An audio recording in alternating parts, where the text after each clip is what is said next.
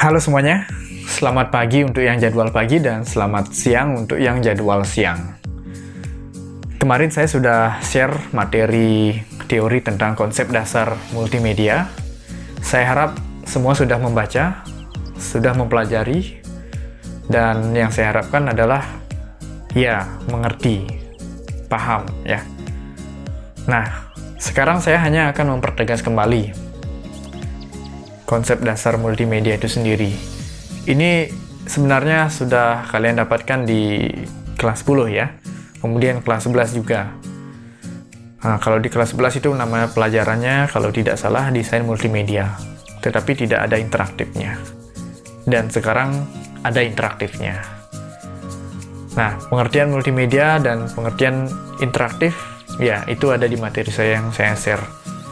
Saya harap semua bisa paham nanti sebelum kita ke pembuatan project, ini biar kuat dulu konsepnya. Nah, yang saya akan pertegas di sini adalah multimedia kalau kita telaah dari segi frase ya. Ini kalau multimedia ditulis, itu kemungkinan ada dua ya.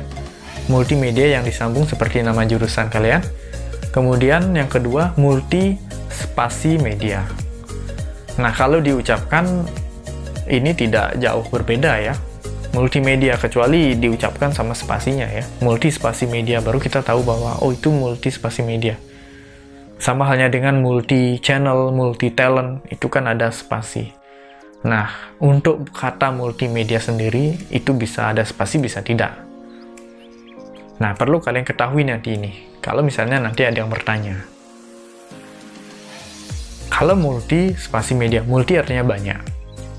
Ya, sudah semua tahu ya, multi banyak, lebih dari satu. Nah, kemudian media.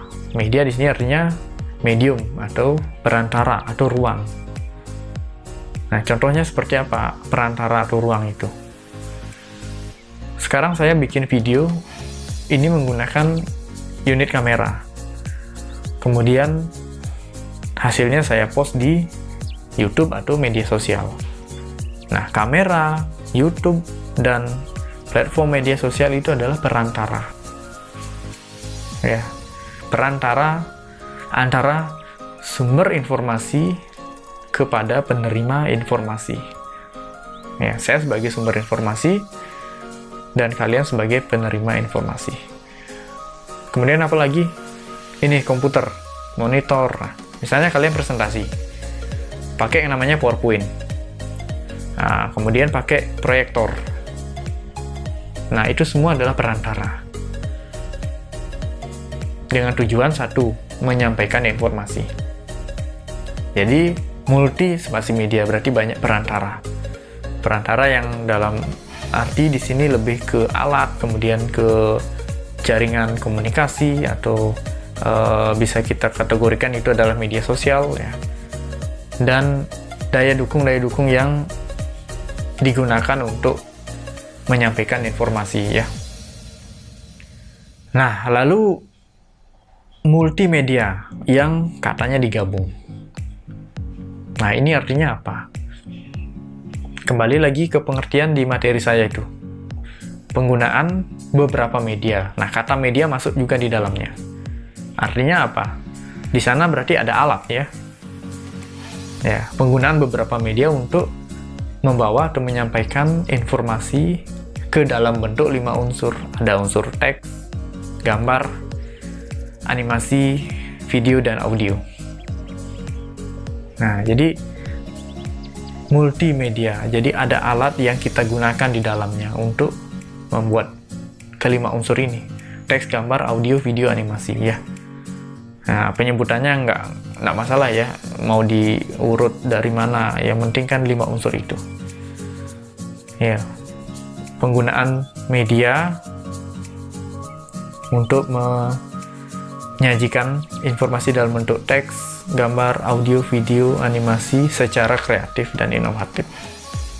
Nah, contohnya misalnya seperti ini ya. Saya bikin video, kemudian saya edit, saya tambahkan teks, saya tambahkan suara, background, kemudian ada animasinya, barulah saya publish. Ya,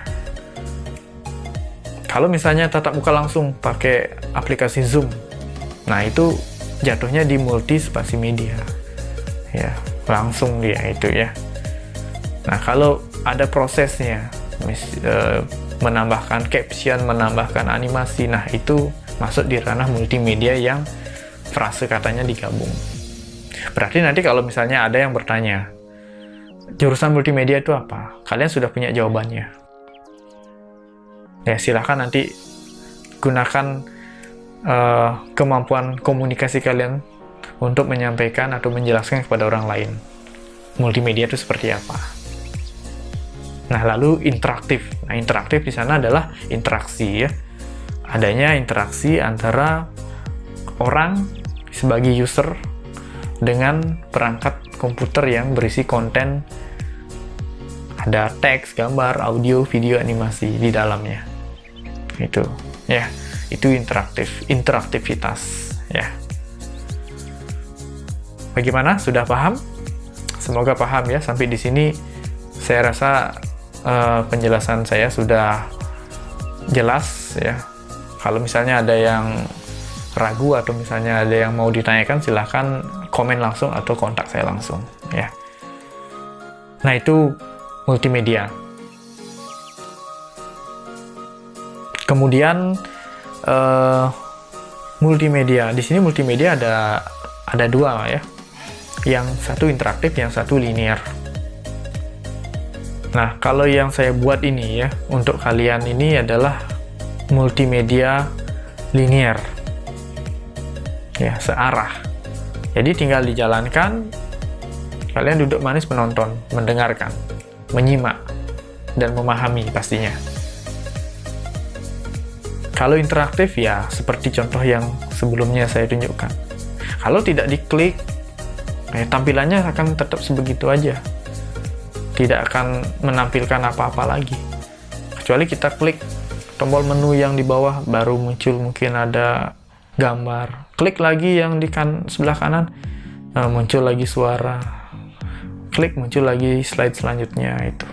Jadi membutuhkan interaksi dari user atau operator. Ya. Nah, itu konsep dasar multimedia. Semoga semua bisa memahami. Yang penting itu menjadi dasar dulu sebelum kita mengerjakan proyeknya. Oke, untuk materi berikutnya adalah nanti saya akan bahas kenapa multimedia itu bisa jadi 5 unsur ya, nanti di materi berikutnya. Oke, sampai jumpa di pembelajaran berikutnya.